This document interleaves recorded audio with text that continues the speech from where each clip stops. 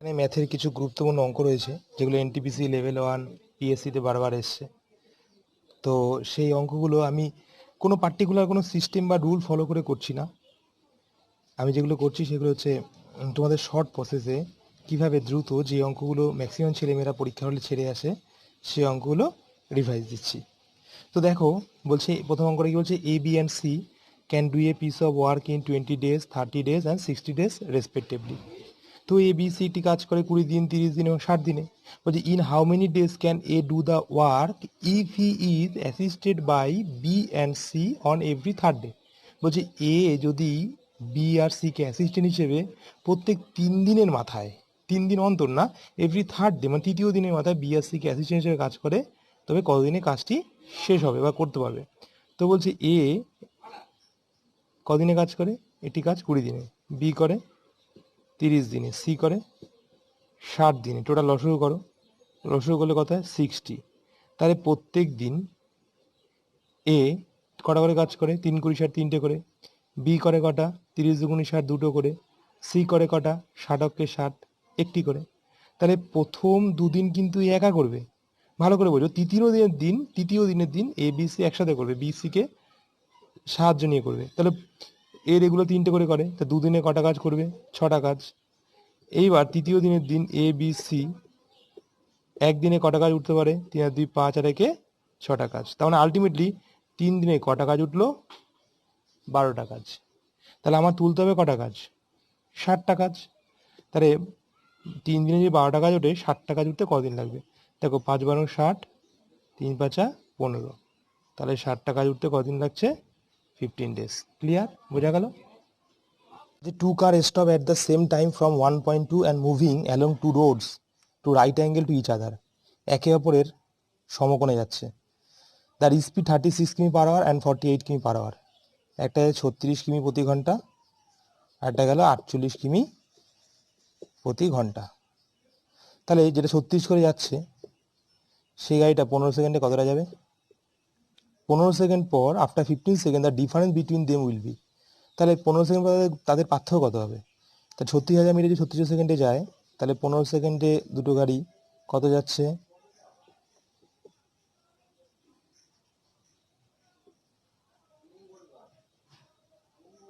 কত গেল এই গাড়িটা? 150 মিটার। আর যারা 48,000 করে যাচ্ছে 36 সেকেন্ডে, এটা 15 সেকেন্ডের পরে কত দূর যাবে?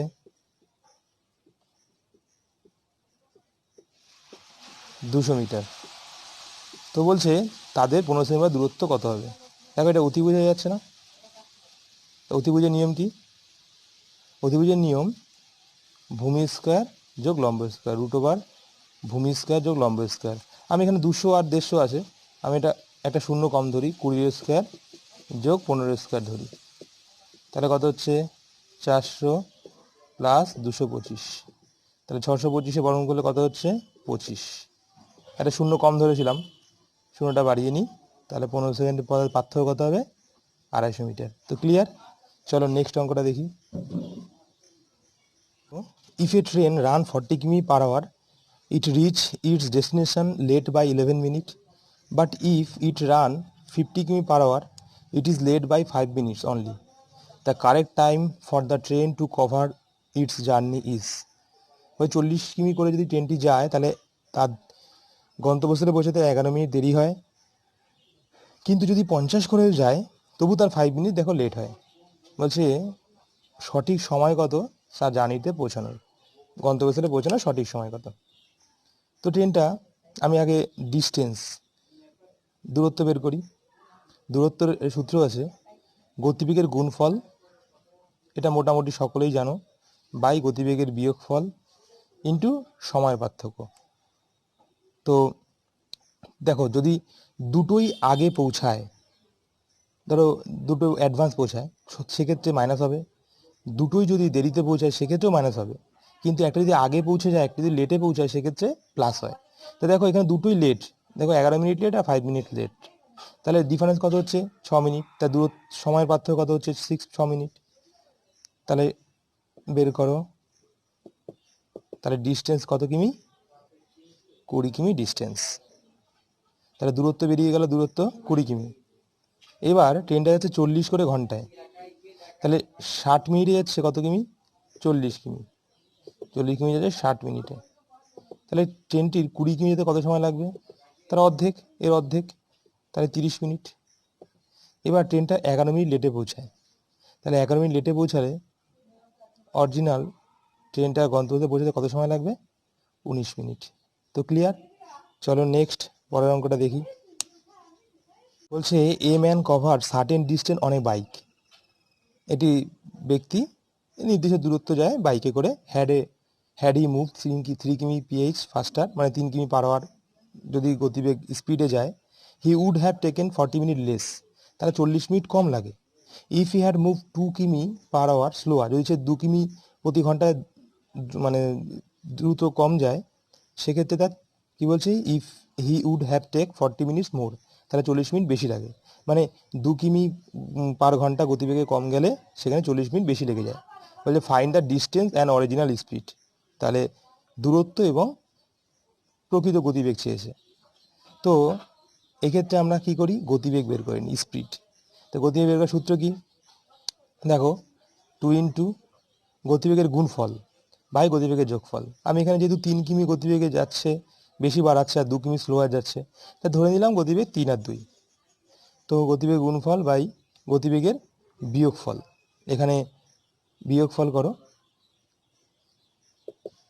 তাহলে 3 × 2 = 6, 2 × 12/1 মানে 12 কিমি। তাহলে স্পিড পেয়ে গেলাম 12 কিমি পার আওয়ার। আমার চেয়েছে কি? এবার চেয়েছে কি? যে দূরত্ব। দেখো তাহলে ডিস্টেন্স কী হবে? প্রথমে 3 কিমি ফাস্ট যাচ্ছিল, তারপরে কি হয় 2 কিমি স্লো যাচ্ছে, এবং তারপরে কি হচ্ছে? তাহলে গতিবেগের সূত্র কি? গতিবেগের গুণফল বাই গতিবেগের বিয়োগফল। একটা হচ্ছে গতিবেগ 12 + 3, কারণ অরিজিনাল স্পিড 12, তার সঙ্গে 3 বেশি যাচ্ছে, আর অরিজিনাল স্পিড 12, তার থেকে 2 কম যাচ্ছে, এবং সময়ের পার্থক্য। সময়ের পার্থক্য কত? দেখো, একটা হচ্ছে 40 মিনিট ফাস্ট, 40 মিনিট লেস। একটা 40 মিনিট আগে পৌঁছায়, 40 মিনিট দেরিতে পৌঁছায়। তাহলে আগে আর পৌঁছালাম কি বলছিলাম? তখন গতিবেগ কী হয়? তখন দূরত্বটা বা সময়টা কী হয়? যোগ হয়। যখন আগে এবং দেরিতে পৌঁছাবে, সময়ের পার্থক্যটা কী হবে? যোগ হবে। তাহলে ঘন্টা আনতে গেলে 60 দিয়ে ভাগ করলাম, কাটাকাটি করো, 15 × 10 বাই 15 - 10 মানে 5, ইন্টু 0 0 কেটে দিই, 4 দুগুণি 8, 3 দুগুণি 6, 4/3, 5 দুগুণি 10, 3 × 5 = 15, 5 দুগুণি 10, 4 10 × 40। তো টোটাল ডিস্টেন্স কত? 40 কিমি, আর গতিবেগ কত? 12 কিমি পার আওয়ার। ওকে, চলো নেক্সট 5 দাগের অ্যান্সারটা দেখো। কোশ্চেনটা, 9 friend have dinner in a hotel. 9জন বন্ধু একটি হোটেলে খেতে গেল। 8 of them spend ₹12 each on their meals. 8জন বন্ধু প্রত্যেকে 12 টাকা করে খরচা করলো। অ্যান্ড নাইন্থ এবং নবম spend ₹16 more then he average expenditure of all the 9। সবার গড় খরচ অপেক্ষা 16 টাকা বেশি দিল। Find the total money spend by them, তাহলে টোটাল কত টাকা খরচা হবে? ভালো করে দেখো, 9জন হোটেলে খেতে গেল, 8জন প্রত্যেকে 12 টাকা করে দিল। তো 8জন যদি 12 টাকা করে দেয়, কত টাকা খরচা হচ্ছে? 8 × 12 = 96 টাকা। এবার খেয়াল করে দেখো, নবম যে বন্ধু গড় খরচ অপেক্ষা 16 টাকা বেশি দিল, তাহলে 16 টাকা যে বেশি দিল, কাদের পিছনে ব্যয় করলো টাকাটা? ওই 8জনের পিছনে। তাহলে 16 টাকা যদি 8জনের পিছনে ব্যয় করে, অ্যাভারেজ প্রত্যেকের পিছনে কত টাকা করে বেশি দিল? 2 টাকা করে বেশি দিল। তাহলে 12 + 2, 2, আর 12 তো গড় খরচ, তাহলে কত টাকা দাঁড়াচ্ছে? 14 টাকা। টোটাল আমরা বন্ধু কয়জন? 9জন। তাহলে কত টাকা খরচা হবে? তাহলে 126 টাকা। ক্লিয়ার? তো এই অঙ্কটা কি হয়, ভালো করে খেয়াল করো, খুব আসে পরীক্ষায়। এখানে যদি 16 না থেকে যদি 24 থাকতো, অথবা 48 থাকতো, কেন বলছি? কারণ এই যে 8জন বন্ধু আছে না, তাদের মধ্যে টাকাটা ডিভাইডেড হবে। তো সে কারণে এখানে এমন সংখ্যাই দেবে যেটা 8 দিয়ে বিভাজ্য হয়। যদি সাপোজ এখানে 16 না থেকে বলতো 24 টাকা খরচ করা হয়েছে গড় খরচ অপেক্ষা, তাহলে কি করতাম? তাহলে এখানে জাস্ট 24 লিখতা। তাহলে অ্যাভারেজ তাদের প্রত্যেকের পিছনে কত টাকা করে বেশি দিল? 3 টাকা করে। তাহলে 12 টাকা তো গড় খরচ, প্লাস 3 কত টাকা হচ্ছে? 15 টাকা। তাহলে 9জনে কত খরচ হয়ে যেত? 135। যদি এখানে গড় খরচ হবে 8 টাকা বেশি দিতে বলতো, তাহলে 8 টাকা বেশি দিলে বললে প্রত্যেকের গড় খরচ থেকে কত টাকা বেশি যাচ্ছে? 1 টাকা করে। তাহলে 12 আর আগে কত হচ্ছে 13 টাকা। তাহলে 9 জনে কত হবে 9 13 117 117। তো পরীক্ষা দেওয়া ম্যাক্সিমাম এটা দেয়, কোনো কিছু ফলো করতে হবে না, জাস্ট এই অ্যাভারেজ যে মানে ও যে অ্যাভারেজ এক্সপেন্ডিচার করলো, যে বেশি গড় খরচের যে বেশি টাকাটা দিল, সেটা 8জন বন্ধু থাক 9জন বন্ধু থাক কিন্তু ভাগ মিলে যাবে, সেই টাকাটা ওই এক্সেস বন্ধুর সঙ্গে ভাগ করে দিতে হবে। তারপরে টোটাল যে টাকাটা হলো, এবার বন্ধু তো টোটাল 9জন, তাহলে 9জন দিয়ে গুণ করে দাও, টাকাটা পেয়ে যাবে। তো ক্লিয়ার? চলো next. A shopkeeper bought pens at the rate 8 pence for rupee 34। সে পেন পারচেস করলো 8টা পেন কত টাকায় 34 টাকায়, এবং সেল করলো কি বলছে and sold them at 12 pen for rupee 57। তাহলে 12টা পেন সেল করলো কত টাকায় 57 টাকায়। বলছে the number of pens that he should sell to have a profit of rupees 900 must be. তাহলে 900 টাকা লাভ করতে গেলে কতগুলো পেন বিক্রি করতে হবে। তো একটু খেয়াল করো, 8 আর 12 আছে, তো তুমি এই দুটোর লসাগু করে সমান করে নাও। তাহলে 8-এর 3 গুণ করলে কত হয় 24, আর 12 দ্বিগুণ করলে কত হয় 24। আমি ধরলাম 24টা পেন সে কিনেছে, 24টা পেন সে বিক্রি করেছে। তাহলে 24টা পেনের পারচেস প্রাইস কত, 3 8 24, 3 গুণ 3 দিয়ে গুণ করে দাও, তাহলে কত টাকা হচ্ছে 102 টাকা। এবার 24টা মিনিট সেল করে, তাহলে 12 দ্বিগুণ 24, তাহলে 2 দিয়ে গুণ করে দাও, কত টাকা হচ্ছে 114 টাকা। তো তাহলে 24টা পেন কেনা বেচা করে ওনার লাভ হলো কত টাকা, দেখো 12 টাকা। ওনার 900 টাকা লাভ করতে হবে, তাহলে 12 কত গুণ দ্বিগুণ, তাহলে 24টা পেন কেনা বেচা করে তবে 12 টাকা লাভ হয়েছে। তাহলে 900 টাকা লাভ করতে গেলে দ্বিগুণ পেন কেনা বেচা করতে হবে, তো দ্বিগুণ করে দাও, 900 দ্বিগুণ করলে কত হচ্ছে 1800টি। তাহলে 1800টি পেন তার কেনা বেচা করতে হবে। তো ওকে, চলো নেক্সট। কি বলছে, by selling an article for rupees 144 a man loses 1/7 of his outlay. মানে 144 টাকা বিক্রি করে তার 7-এর 1/11 ক্ষতি হয়ে গেছে। তাহলে খেয়াল করো, আস্তে আস্তে যাই আমরা। 144 টাকায় বিক্রি করে 7 ভাগের 1 ভাগ ক্ষতি হয়ে গেছে, তার মানে কি সে 6 টাকায় বিক্রি করেছে, তার কেনা দাম কত ছিল 7 টাকা। তাহলে তার পারচেস প্রাইস দাঁড়াচ্ছে কত 168। তাহলে পারচেস প্রাইস দাঁড়ালো কত 168 টাকা। বলছে by selling it for rupees 168, যদি সে 180 টাকায় সেল করে, হিজ গেইন অর লস। তাহলে সে সেলও তো করছে 180 টাকা, তার কোনো লাভ লস হলো না, তাহলে 0, অতএব 0%, নো লস নো গেইন।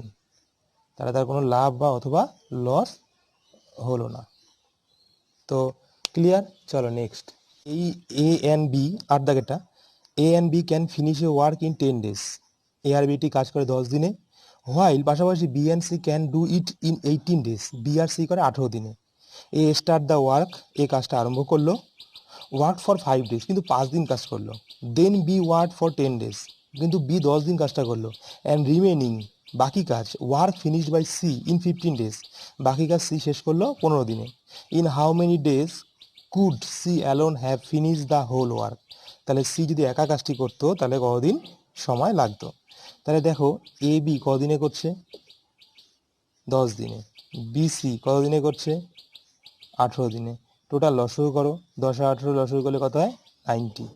তাহলে পার ডে এ আর বি কটা করে কাজ করে 9টা, আর বি আর সি 5টা করে কাজ করে। এবার খেয়াল করো, A start the work for 5 days, এই কাজটি আরম্ভ করলো 5 দিন করে চলে গেল। তাহলে এ 5 দিন করে চলে গেল, তাহলে 5 দিনে যদি এ করে 5 দিনে কটা কাজ করলো 45টা কাজ উঠে গেল। ভালো করে বলি, তাহলে 5 দিনে উঠলো কটা কাজ 45, 45টা কাজ। বলছে B work for 10 days, B 10 দিনের জন্য করে। এবার বি আর এ তো একা একা করছে না, এ এর সঙ্গে বি ঢুকে আছে। তাহলে এ যদি 5 দিন করে চলে যায়, তাহলে বিওরও তো 5 দিন কাজ করা হয়ে গেছে। তাহলে বি টোটাল 10 দিন কাজটা করে। তাহলে বি তো 5 দিন এর সঙ্গে করেছে, তাহলে আর 5 দিন কার সঙ্গে করবে সি এর সঙ্গে। তাহলে 5 দিনে কাজ কটা কাজ উঠলো 25টা কাজ। তাহলে অলরেডি কটা কাজ উঠে গেছে দেখো 70টা কাজ উঠে গেছে। এবার বলছে remaining work finish by C in 15 days, বাকি কাজ সি 15 দিনে করে। এইবার সিও দেখো একা করছে না, কার সঙ্গে করছে বি এর সঙ্গে। তাহলে সি এরও তো 5 দিন কাজ হয়ে গেছে। তাহলে এই যে 90 এর মধ্যে 70টা কাজ হয়ে গেল, বাকি থাকলো কটা কাজ 20টা কাজ। এই 20টি কাজ সি করেছে। এই যে 20টা কাজ কে করেছে? সি। এই সি 20টা কাজ কদিনে করেছে? দেখো 15 দিনের মধ্যে 5 দিন হয়ে গেছে। এই 20টা কাজ সি করেছে কয় দিনে? তাহলে 10 দিনে। তাহলে সি 20টা কাজ করে 10 ডেজ, 10 দিনে। তাহলে টোটাল যদি 90টা কাজ সি একা করতো কদিন লাগাতো? 20 অর্ধেক 10, তাহলে 90 অর্ধেক করে দাও 45 ডেজ। তাহলে সি এ একা করলে কদিন লাগাতো? 45 দিন। তো ক্লিয়ার? অঙ্কগুলো বারবার দেখো, দেখবে ক্লিয়ার হয়ে যাবে। তো আর এই টাইপসের রিলেটেড অঙ্কগুলো করবা, আশা করি তাহলে আটকাবে না। চলো next. 30 men can do A work in 20 days. 30 জন লোক এটি কাজ করে 20 দিনে। They start the work together. তারা একসাথে কাজ আরম্ভ করলো। But at the end of every 8 days 5 men dropped. কিন্তু প্রত্যেক 8 দিন অন্তর 5 জন করে লোক কাজ ছেড়ে চলে যায়। তো in what time can work be completed? তাহলে কত সময় কাজটি শেষ হবে? তো দেখো 30 জন লোক যদি 20 দিনে কাজটি করে, টোটাল কটা কাজ উঠবে? 600টা কাজ উঠবে। তার মানে আমার টোটাল কাজ হচ্ছে কটা? 600টা। কিন্তু প্রথম 30 দিন 30 জন 8 দিন কিন্তু একসাথে করেছে, ভালো করে বোঝো। 240টা কাজ করেছে। কারণ 8 দিন পরে 5 জন চলে যাবে, তাহলে পরের 8 দিন পরে 25 জন করবে। এই 25 জন সেই 8 দিনই করবে। তাহলে কটা কাজ উঠছে? দেখো 200টা কাজ। এবার দেখো এবার আবার 8 দিন পরে কজন থাকছে? 20 জন। 20 জন 8 দিন ধরে কটা কাজ করবে? 160টা কাজ। টোটাল এবার যোগ করে দেখো 600 হয়ে গেল। তার মানে আমার তো তুলতে হবে 600টা কাজ। 600টা কাজ এখানে মিলে গেল। কিন্তু কদিন টাইম লাগলো? 8 আর 16 8 24 দিন। তাহলে টোটাল 600টা কাজ তুলতে কদিন সময় লাগবে? 24 দিন। তো ভিডিওগুলি ভালো লাগলে একটা লাইক ও শেয়ার করো এবং পরবর্তী অঙ্কগুলো দেখতে থাকো। আমি তোমাদের মোস্ট ইম্পর্টেন্ট, কোনো পার্টিকুলার রুলস ফলো করছি না, কিন্তু মোস্ট ইম্পর্টেন্ট জিনিসগুলো তোমাদের আলোচনা করছি। তো সঙ্গে থেকো এবং চ্যানেলটি সাবস্ক্রাইব করো। Good bye.